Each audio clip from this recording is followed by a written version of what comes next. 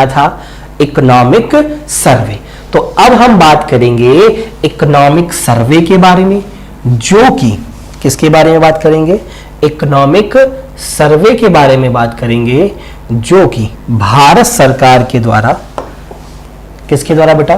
भारत सरकार के द्वारा, it means government of India के द्वारा लाया गया। गवर्नमेंट ऑफ इंडिया के द्वारा लाया गया। तो क्या जो इकोनॉमिक सर्वे है वो गवर्नमेंट ऑफ इंडिया लेके आती है, या फिर जो इकोनॉमिक सर्वे है वो गवर्नमेंट ऑफ इंडिया के कुछ डिपार्टमेंट लेके आते हैं?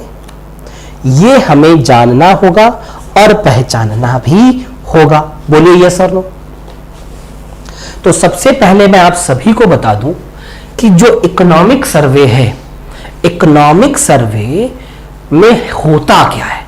क्या है इकोनॉमिक सर्वे? आर्थिक सर्वेक्षण क्या है?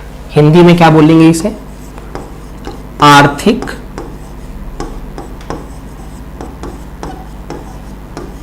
सर्वेक्षण क्या है? बोलिए। तो कहते हैं इकोनॉमिक सर्वे का मतलब है कि सरकार ने जो प्रीवियस ईयर में, अगले पिछले वर्ष में, प्रीवियस ईयर में जो पिछले 12 महीनों में जो भी कार्य किए हैं, 12 मंथ्स में, या if you want to say that previous 1 year,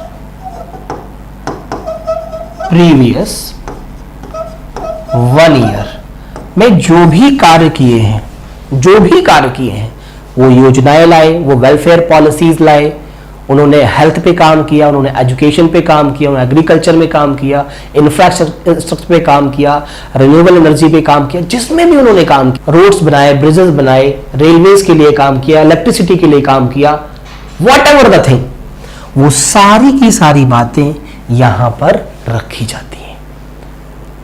अब अगर आप कहें कि सर इकोनॉमिक सर्वे कौन प्रिपेयर करता है और कौन बनाता है, तो कहते हैं economic survey prepared by the economic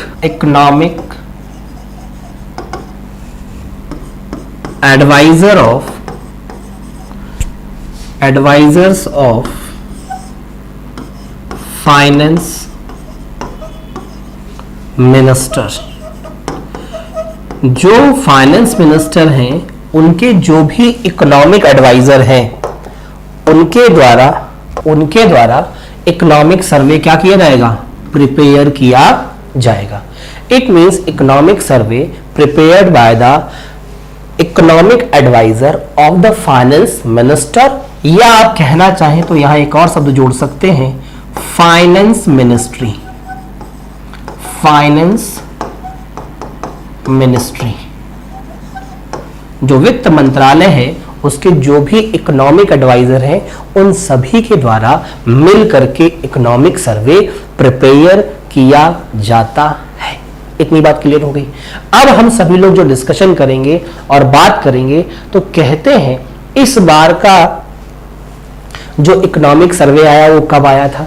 इस बार का इकोनॉमिक सर्वे जो आया था वो आया था 29 जनवरी 2021। अब आप कहेंगे सर 29 को क्यों आया? क्योंकि आपको पता होना चाहिए, क्या पता होना चाहिए कि प्रेजेंट में, वर्तमान समय में जो अब बजट आने लगा है वो अब last working day of Feb नहीं आता, अब वो आने लगा है 1 फैब। मतलब कहने का अब वो आने लगा है 1 फरवरी को। अब आपके मन में तुरंत एक बात आएगी, वो बात क्या आएगी कि सर क्या ऐसा कोई प्रोविजन है कि बजट को या इकोनॉमिक सर्वे को, या हम रेल बजट तो मर्ज हो गया तो बजट को क्या हम कभी भी प्रेजेंट कर सकते हैं? ऐसे बिल्कुल नहीं कहेंगे। कहते हैं there were no any provision regarding the presentation of budget in the parliament by the government of India। It will be depend on the contemporary government. कहने का अर्थ मेरा यह हुआ कि जो बजट है इसको प्रस्तुत करने को लेकर हमारे कॉन्स्टिट्यूशन में कोई प्रोविजन नहीं है, कोई लॉ नहीं है, कोई एक्ट नहीं है कि बजट किस डेट को आएगा। यह निर्भर करता है तत्कालीन सरकार पर। जो वर्तमान में गवर्नमेंट है, सरकार है, यह उस पर निर्भर करता है कि वो बजट को कभी भी प्रस्तुत कर सकते हैं। जैसे आपने सुना होगा कि अभी वर्तमान में हमारे देश में जो फाइनेंशियल ईयर चलता है, जो फाइनेंशियल ईयर चलता है, वो फाइनेंशियल ईयर कब से चलता है बताइए, बताइए जल्दी से। ये चलता है आपका 1 अप्रैल से 31 मार्च, यही चलता है, बताइए। लेकिन अगर आप 2 साल पहले की बात सुने तो जो कंटेम्परेरी गवर्नमेंट है हमारी, जो प्रेजेंट में सरकार है हमारी, गवर्नमेंट ऑफ इंडिया है, हमारे प्रधानमंत्री जी ने कहा कि हम फाइनेंशियल ईयर को 1 जनवरी से 31 दिसंबर करना चाहते हैं।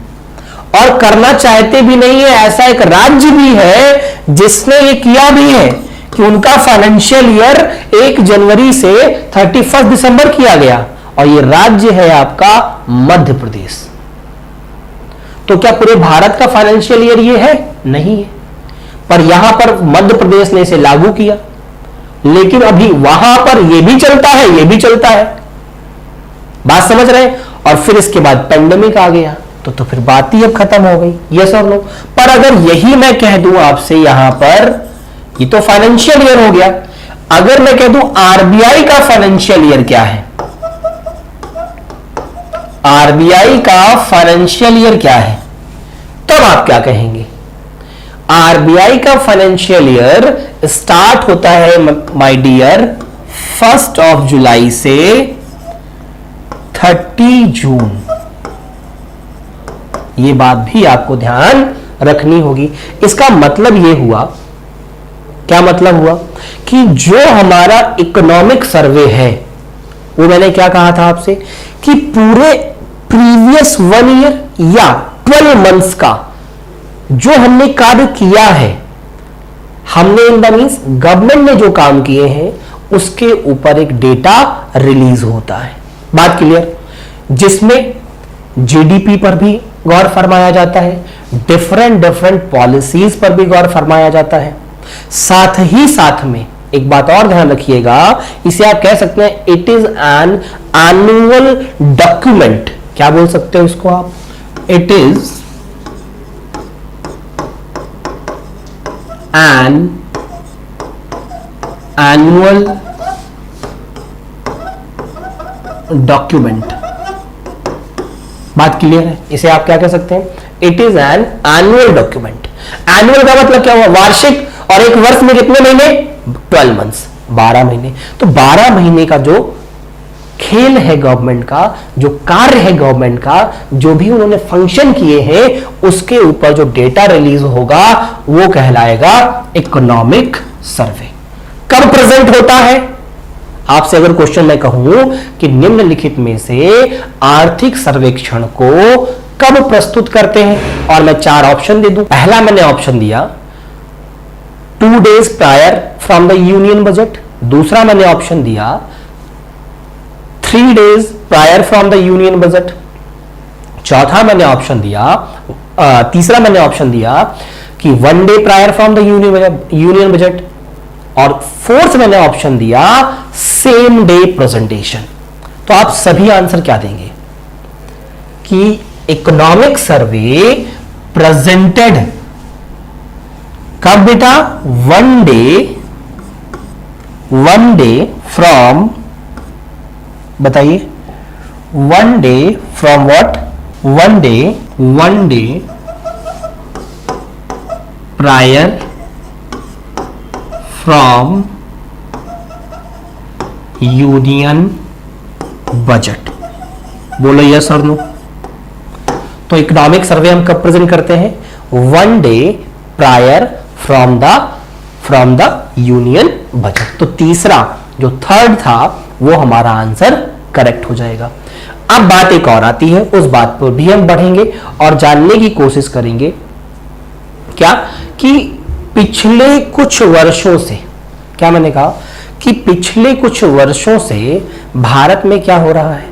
भारत में हो रहा है पिछले कितने वर्षों से, अगर मैं कुछ वर्षों, मैंने सम ईयर्स बोल दिए, सम ईयर्स की अगर मैं बात करूं तो मैं कहूंगा 5 to 6 ईयर्स। 5 to 6 ईयर्स की अगर मैं बात करूं तो हमारे भारत में जो इकोनॉमिक सर्वे आ रहा है वो 2 वॉल्यूम में आता है। 2 वॉल्यूम का मतलब क्या हुआ?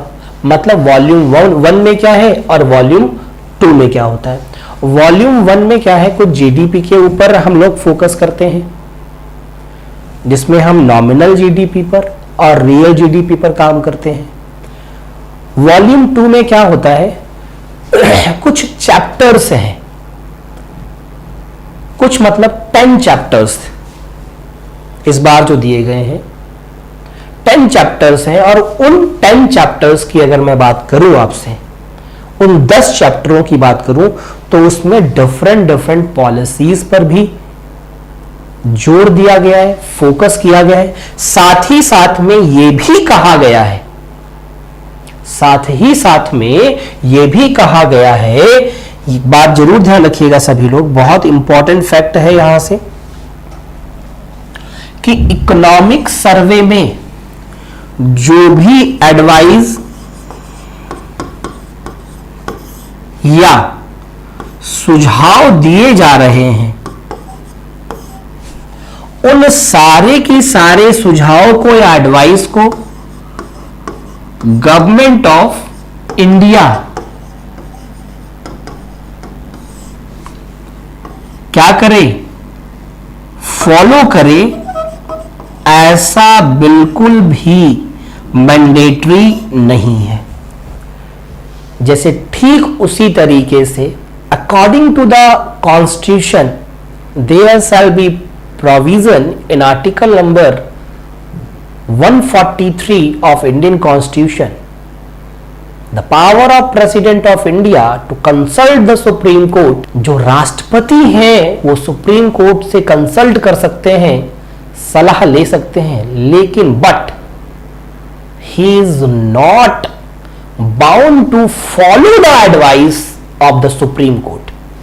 ठीक उसी तरीके से इकोनॉमिक सर्वे में जो भी इकोनॉमिस्ट या हमारे जो भी इकोनॉमिक एडवाइजर्स हैं, फाइनेंस मिनिस्टर के और फाइनेंस मिनिस्ट्री के, वो सुझाव तो देंगे, रिकमेंडेशंस तो देंगे, लेकिन गवर्नमेंट सारे मानेगी ऐसा बिल्कुल भी मैंडेटरी नहीं है, और ना ही गवर्नमेंट इन सारी बातों को मानने के लिए बाध्य है। लेकिन उतनी बातें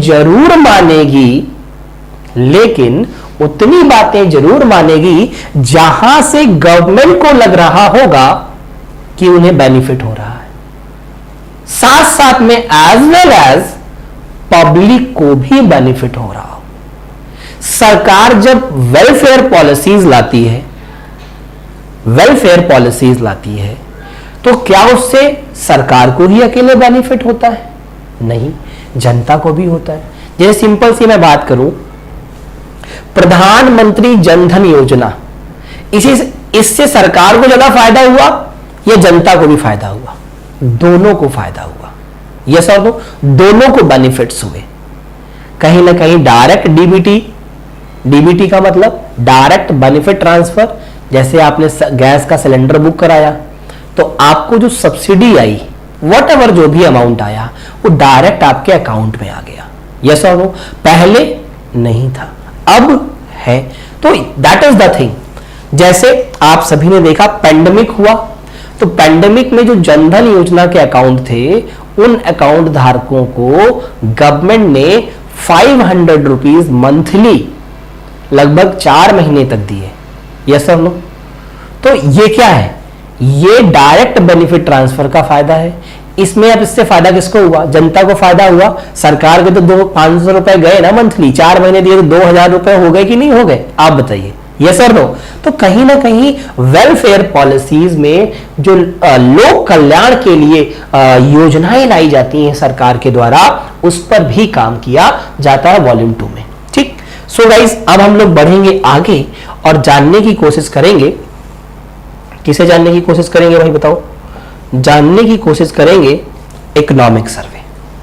आप देख रहे होंगे सभी लोग, ये हमारे चीफ इकोनॉमिक एडवाइजर हैं जिनका नाम क्या है? कौन बताएगा भाई?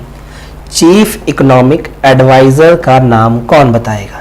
जल्दी से बताइए। इनका नाम है कृष्ण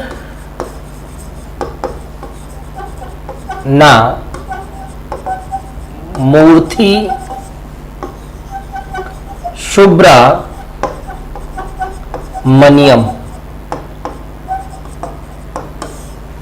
कृष्णमूर्ति सुब्रमण्यम, ये हमारे चीफ इकोनॉमिक एडवाइजर हैं। कौन है? Chief economic adviser.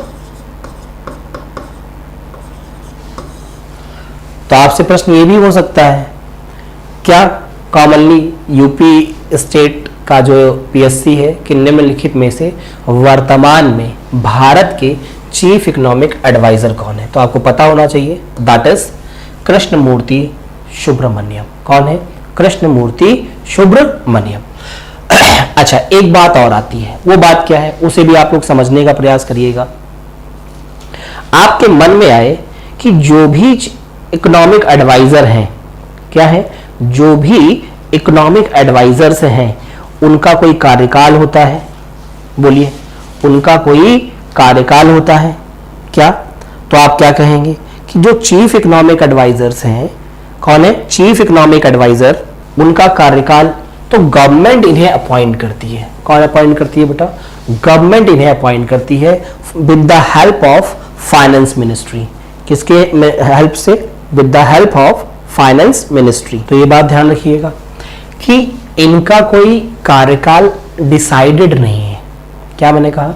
इनका कोई कार्यकाल डिसाइडेड नहीं है, मतलब जो टर्म होता है वो डिसाइडेड नहीं है इकोनॉमिस्ट का।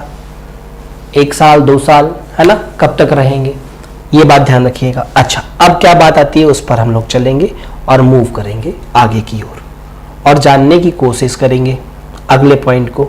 अगला पॉइंट क्या है हम लोगों का? ठीक है भाई, तो यहां पर अब इकोनॉमिक सर्वे जो आया ये 2000 कब का था? 2021 का। कब का था? 2021 का। इसे हम लोग समझने का प्रयास करेंगे। कह रहे हैं, क्या कह रहे हैं कि जो आपका इकोनॉमिक सर्वे है ये प्रेजेंट किया जाएगा।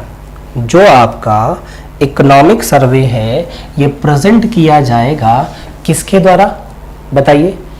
फाइनेंस मिनिस्टर के द्वारा। सबसे पहले बात ध्यान रखिएगा, it is presented by the finance minister. कौन प्रस्तुत करेंगे इसे? फाइनेंस मिनिस्टर के द्वारा इसे प्रेजेंट किया जाएगा। दूसरी बात सुनिएगा, बहुत आसान तरीके से क्या कही गई है कि इकोनॉमिक सर्वे को मैंने क्या कहा था, कौन बनाता है? यहां पर बनाता है कौन? चीफ, जो यहां पर बनाने का काम करते हैं वो advisers to the finance minister. Finance minister के एडवाइजर्स के द्वारा बनाया जाता है। क्या है ये? एनुअल डॉक्यूमेंट है जो कि 1 वर्ष का होता है। फिर क्या बताया गया? Tabled in the parliament a day before the union budget. Union budget से 1 दिन पहले। ये बात हमने आपको कहां बताई थी? जब अभी बजट के बारे में मैं आपको एलोबरेट कर रहा था। यस और नो? साथ ही साथ में और हम एक बात का ध्यान रखेंगे, उस बात को आप समझने का प्रयास करिएगा। क्या बात है और जानने की कोशिश करिएगा। क्या कि हम जो डिस्कशन कर रहे थे यहां पर और जानने की कोशिश कर रहे थे वो ये कर रहे थे। ठीक, क्या कर रहे थे यहां जानने की कोशिश? भाई हम जानने की कोशिश कर रहे थे कि पिछले 12 महीनों में भारतीय अर्थव्यवस्था के विकास में कौन कौन से काम किए गए, उसके डेवलपमेंट का हम यहां पर समीक्षा कर रहे हैं। समीक्षा का मतलब है हम रिव्यू कर रहे हैं पिछले 12 मंथ्स या 1 ईयर के या लास्ट प्रीवियस 1 ईयर के डेवलपमेंट पर। तो डेवलपमेंट क्या, मैंने आपसे कहा कि किन किन क्षेत्रों में विकास हुआ, चाहे वो इंफ्रास्ट्रक्चर का हो, चाहे वो रिन्यूएबल एनर्जी का हो, चाहे वो सोलर एनर्जी का हो, चाहे वो ट्रांसपोर्टेटिव सिस्टम का हो, या वेलफेयर पॉलिसीज ऑफ पीपल हो।